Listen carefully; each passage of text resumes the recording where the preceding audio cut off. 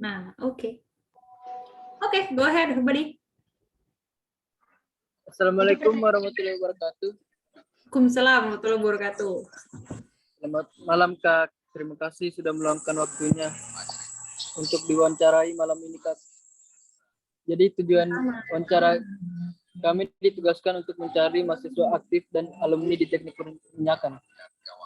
Nah, di sini kita akan menanyakan sedikit tentang gimana sih kayak jadi mahasiswa di teknik perminyakan Trisakti. Oke. Yosep, silakan bertanya. Sebelumnya perkenalan dulu dong Kak, nama dan pekerjaan. Oke. Ulang ya. Assalamualaikum warahmatullahi wabarakatuh. Selamat malam adik-adik. Minyak 2021. Welcome to Teknik Perminyakan Trisakti. Namaku Nabilah, angkatan 2014. Jadi aku ya tadi masuk tahun 2014, lulus tahun 2018. Nah, sekarang aku drilling junior engineer di Pertamina EP Cepu Zone 11, zona 11. Jadi ya tadi ada beberapa fields, West Madura Offshore di laut, terus Poleng Field juga di laut, Tuban East Java, Randu Gunting, Cepu, dan Sekuati Fields di darat.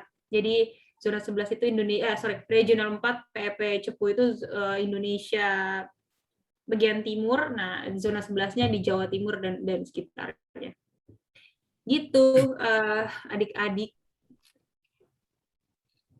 Oke, kalau pertanyaan dari saya Kak, menurut Kakak bagaimana sih rasanya jadi alumni teknik perminyakan Trisakti? Kalau boleh jelasin kelebihan sama kekurangannya Kak. Kekurangannya dulu ya, jadi kekurangannya yang pasti suka dianggap sebelah mata if you compare it to ITB ya, pastinya kayak ya lo anak Trisakti, lo anak ITB, lalala, tapi it actually doesn't define anything. Kayak kuliah dimanapun tuh bukan suatu jaminan orang untuk sukses gitu ya. Semuanya balik lagi ke diri sendiri. Gimana cara kamu kerja, gimana cara kamu beradaptasi, gimana cara kamu dealing with problems. Nah, itu balik lagi ke diri sendiri. Memang alma mater itu ada impact-nya, cuman at the end of the day it's always about your own self kayak gitu. Jadi itu negatif tapi bukan sesuatu yang harus dikhawatirkan sebenarnya. Positifnya banyak karena yang paling kerasa adalah networking-nya. Jadi alumni-nya tuh udah banyak juga yang udah jadi bos. Salah satunya my boss, my drilling manager is an alumnus of Minyak Trisakti 1983. So itu abang kita juga, my boss, my drilling manager.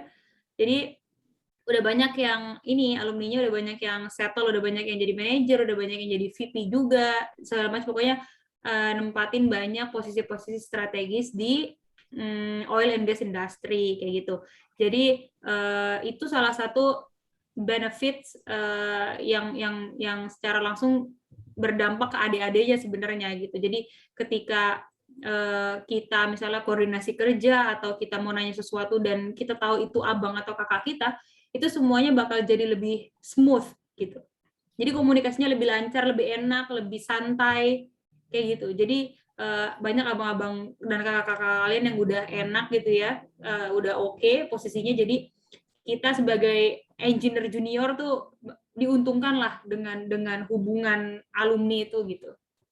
Karena once dipanggil kakak, abang gitu, mereka udah tahu tuh oh, adik gue nih. Jadi mereka akan lebih kayak oke, gue agak cenderung membantu kalian gitu. Jadi itu enak. Karena sama-sama satu alma mater Minyak Trisakti kayak gitu, kayak satu perjuangan lah ibaratnya gitu. So networking itu paling oke tuh kalau dari Minyak Trisakti, I think. Oke, Begitu. Sama. Jadi panggilannya siapa? Sorry, Alessandro. Soalnya namamu kayaknya nama panggilannya nggak ada di display name itu. Panggilannya Mario Kak. Oh Mario, oke Mario. Sorry. Gitu Mario. Dari yang lain mungkin ada yang bertanya? Saya, ada nggak Kak yang mau mata kuliah yang berkesan dan favorit? Favorit Iya, saat kuliah. saat kuliah. Ya itu pas Ya. ospek. Pas ospek mah seru. 1,5 tahun. Cowok-cowoknya botak, ya kan? Terus yang cewek harus dikunci rambutnya. Nah, gitu kan? Seru tuh, kayak kemeja dulu. Itu tuh seru, itu salah satu masa-masa yang paling seru pas kuliah, karena kan maba gitu ya, baru datang di lingkungan baru, terus ngeliat abang kakaknya di sana kayak apa gitu kan, terus kita harus ikutin ospek itu dengan peraturan-peraturannya yang macem-macem. Tapi itu kan dijalaninnya bareng-bareng seangkatan, rame gitu ya, jadi ya udah lucu-lucuan aja, seru aja gitu, walaupun kadang aduh gue ngapain sih harus kayak gini, cuman ya itu salah satu yang seru juga untuk dijalanin di kampus, cuman tidak untuk diulang ya, jadi itu seru-seru aja, itu salah satu pengalaman yang seru juga. Terus nanti kalau kalian udah masuk semester tinggi biasanya ada kuliah lapangan juga, kuliah lapangan semester 1 atau semester 2 ke Cepu tuh kan 3 hari. Nah, terus nanti ada juga kuliah lapangan, itu juga salah satu yang seru sih selama masa kuliah itu, karena pas ke lapangan itu kan kayak tahu gitu kan, akhirnya yang kalian pelajari itu kalian bisa pegang, kalian bisa lihat, kalian bisa foto-foto gitu. Itu 3 dari banyaknya hal yang seru lah di kampus gitu, Zul. Terima kasih, Kak. Bagi Sama. yang lainnya silakan bertanya. Aku nanya, Kak. Ya. Apakah ada yang harus disiapkan Trisakti Muda untuk masa kerja nanti? Ada banget, belajar yang benar. Belajar yang benar, belajar yang banyak. Pokoknya kayak aku sampaikan ke kelompok-kelompok sebelumnya ya, maksudnya teknik perpecahan Trisakti ini provide kalian tuh satu wadah untuk pengembangan diri tuh yang banyak banyak pilihannya, banyak banyak wadahnya, banyak caranya gitu. Yaitu persiapannya yang pasti kalau ilmu harus lah ya, belajar yang benar, belajar yang serius gitu. Kalau nanti kesempatan udah bisa masuk kuliah offline, duduknya di depan, jangan di belakang. Nah, kalau di belakang tuh kalau nggak ngobrol main HP, itu udah pasti. Makanya duduknya depan. Terus habis itu ikut organisasi, karena itu banyak ngelatih kalian kayak gimana caranya kerja bareng, gimana caranya ngatur waktu gitu. Karena kan nanti kalau pas organisasi kan kayak kalian harus tetap kuliah, tapi kalian harus juga fokus ke organisasi kalian buat bikin acara lah, bikin inilah, bikin itulah gitu. Jadi itu how you can learn how to manage your time kayak gitu. Itu banyak kayak gitu-gitu, ikut lomba kalau bisa. Ya organisasi itu bagus tuh untuk diikutin. Jadi bisa increase hard skill and soft skill-nya gitu. Ngerti kan ya hard skill soft skill ya maksudnya ya. Hard skill belajarnya, engineering-nya, soft skill itu tadi. Cara berbicara, cara berkomunikasi, cara beradaptasi, cara approach someone, cara bekerja bareng sama orang lain kayak gitu-gitu. Jadi itu dua-duanya harus benar-benar diasah dengan baik, dan Minyak Trisakti punya wadah itu, punya apa ya? Punya media, punya fasilitas itu gitu. Jadi dimanfaatkanlah dengan baik. Gitu. Oke, Kak. Oke, Kak, makasih. Untuk pertanyaan selanjutnya, apa pesan Kakak untuk mahasiswa Trisakti Muda yang baru masuk? Pesan itu tadi, banyak belajar, jangan gampang puas, terus sama dosen harus respect, karena gimana pun mereka yang akan banyak ngajarin kalian gitu, mereka yang akan banyak membuka wawasan gitu. Ya kalian bisa baca buku, iya memang, cuman ketika dijelaskan itu akan jadi jauh lebih baik, lebih enak gitu. Jadi sama dosen tuh yang hormat, yang respect gitu ya, jadi nanti enak tuh belajarnya, berkah juga ilmunya, terus dapat pahala juga karena menghormati orang tua gitu. Jadi itu salah satu faktor non teknis yang bisa bikin kalian lebih oke lah belajar gitu. Terus apa lagi ya, banyak teman, punya banyak teman is okay, tapi harus dipilih ya, maksudnya karena benar-benar lingkungan itu sangat-sangat mempengaruhi kalian sih, mempengaruhi kalian berkembang tuh sangat mempengaruhi. Kalau joinannya sama anak-anak males, mager, nongkrong doang ya nggak bagus. Makanya harus imbang. nongkrong boleh, gaul boleh, tapi belajar juga harus ambis gitu. Jadi pinter-pinter pilih circle lah gitu. Kan kalau temenan bisa sama semuanya, tapi kan kalau circle yang inner circle tuh harus dipilih, harus yang berkualitas lah gitu. Jadi ya main boleh, senang-senang boleh, itu harus juga karena itu stress reliever, tapi yang pasti belajarnya juga harus ambis biar lulusnya cum laude gitu. Albert. Oke, Kak, Sorry ya, makasih, Kak. sama-sama. Oke, sorry. Grup kantor. Terus.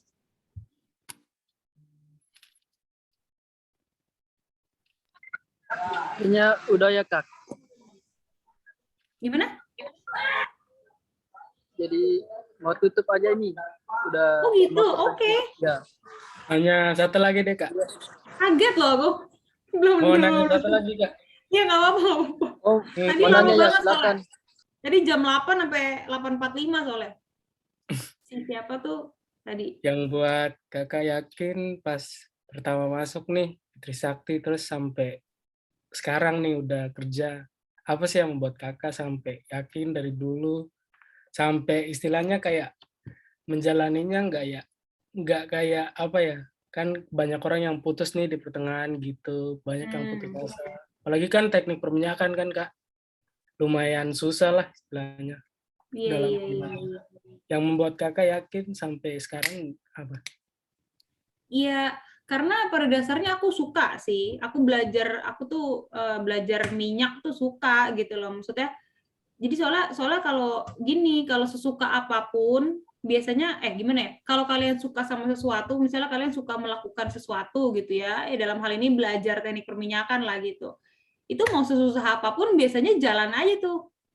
Capek tuh pasti, cuman quit enggak gitu kan. Jadi kalau misalnya lagi nanti kuliah lah ya, itu semester 3, semester 4, 5 tuh udah mulai frustrated tuh karena pelajarannya makin susah dan makin ini apa gitu. Tapi karena waktu itu aku suka sih, jadinya mau secapek apapun kayak aku lanjut terus aja gitu. Begitupun sekarang di kantor gitu. Ini rasanya capek banget misalnya kayak abis ini aku nggak istirahat, ngerjain kerjaan gitu. Karena hari Kamis ada challenge session dan lain sebagainya, harus siapin materi, drillingnya dan lain sebagainya. Cuman ketika ngelakuinnya happy, itu semuanya jadinya ya udah. Ngeluh tuh wajar ya, ngedumel tuh wajar, kayak sambat tuh lu kesel banget nih kuliah, itu wajar banget manusia. Ada capeknya, cuman ketika suka sama yang dilakuin tuh biasanya nggak akan cepet nyerah tuh. Capek istirahat, bukan quit kan gitu kan. Kalau ketika capek istirahat aja, tapi jangan menyerah sih gitu. Anak teknik kan lagian juga. Siap Kak. Gitu. Kak. Satu lagi Jadi, boleh Kak? Iya betul. Jadi harus suka dulu ya. Kalau suka nanti susah apa juga. Oke jalan. Kak. Mau nanya satu lagi boleh Kak? Boleh Mario. Dulu waktu Kakak kuliah ikut organisasi apa sih Kak? Dulu. Dan apa ya? Bentar Kak, belum. Oh belum, baik. Maaf. Dan benefit apa yang Kakak dapatkan dan bisa terapkan dalam kehidupan dan pekerjaan Kakak?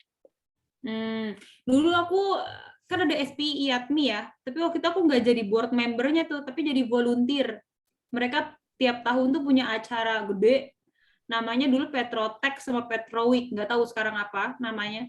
Cuman yang pasti dulu aku jadi volunteernya SPI dan IATMI, jadi tahun pertama volunteer SPI, tahun kedua volunteer IATMI, jadi ngerasain dua-duanya. Nah itu satu wadah yang bagus untuk kalian improve your skills juga sih. Kayak mengembangkan diri tuh oke tuh ikut-ikut, kalau nggak mau ikut jadi board member jadi volunteernya aja. Nah itu bagus. Terus yang aku jadi pengurus tuh ya itu himpunan divisinya relation kalau nggak salah, public relation gitu. Jadi ya itu seru juga. Nah itu pelajaran-pelajarannya itu tadi how to manage your time gitu kan, karena ketika kelar kelas harus meeting, harus rapat kan gitu, nyiapin acara segala macam. Terus gimana caranya kerja sama orang yang exactly tiap orang tuh punya karakter yang beda-beda gitu. Jadi tadi how to adapt itu sebenarnya Gimana kerja sama si A yang keras kepala mungkin, kerja sama si B yang cerewet mungkin, kerja sama si C yang terlalu kalem mungkin. Nah, itu belajarnya lewat organisasi. Kayak gitu. Terus gimana cara ngomong di depan orang. Nah, itu juga belajar di situ dan itu sangat-sangat berguna banget lah buat sekarang. Kalau sekarang kan di kantor kan kayak kalian harus presentasi gitu ya. Walaupun kalian nggak selalu tahu jawabannya, cuman kalau udah pede ya itu orang tuh ngeliatnya, oh oke, diterima gitu. Kadang kalau udah nggak pede ngomongnya, udah dihajar terus. Apalagi yang nge-challenge kita kan orang-orang yang lebih experience gitu ya. Jadi itu bibit-bibit belajar yang ngomongnya itu ya kadang ya bisa terlatih di organisasi itu. Gitu. Oke, terima kasih Kak. Sama-sama. Kak, aku boleh nanya satu lagi aja, Kak? Ya, Satu lagi. boleh, santai aja. Kan yang kalau aku lihat di Instagram kakak kan kerja di Pertamina ya, Kak? Nah, Pertamina itu kan salah satu perusahaan minyak terbesar di Indonesia, dan katanya tuh yang masuk situ tuh susah gitu-gitu, banyak saingannya. Kayak gitu bener gak sih, Kak? Bener. Iya, maksudnya pokoknya actually nggak cuma Pertamina doang ya, banyak company yang lebih bagus dari Pertamina gitu. Cuman kan nanti tergantung rezeki adik-adik di mana. Pada dasarnya mau masuk kemanapun susah gitu loh, karena banyak saingannya, banyak yang mau masuk sana juga gitu. Makanya harus punya sesuatu yang lebih daripada orang lain gitu loh. Adik-adik tuh. Jadi jangan jadi orang yang biasa-biasa aja ya. Misalnya kalian jadi bos gitu kan, terus ada 5 orang.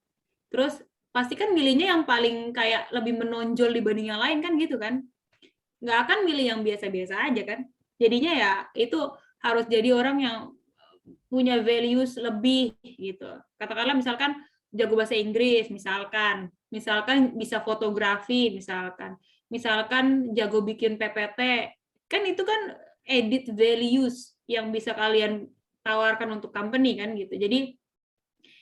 Jadi orang tuh jangan biasa-biasa aja gitu loh. Jadi harus punya satu nilai lebih yang bikin kalian stand out dibanding orang lain. Kayak gitu. Kalau mau masuk manapun besides Pertamina pun semua pun susah gitu karena banyak anak yang pinter, banyak yang jago-jago gitu ya. Tapi yang mendefine ya itu tadi karakter itu sih, lebih ke karakter dan values yang ada di dalam diri kamu sendiri gitu. Jadi yang makes you special than the other, so yang hire bakal milih kamu gitu. Gitu sih sebenarnya. Ya Pertamina alhamdulillah lah ya. Cuman selain Pertamina pun banyak yang bagus dan banyak yang susah juga gitu. Itu sebenarnya yang susah yang buka jalannya itu. Kira-kira diterima gak ya gitu, itu susah tuh. Cuma kalau di dalam ya insya Allah bisa lah survive. Itu sih. Terima kasih Kak sudah meluangkan waktunya malam ini.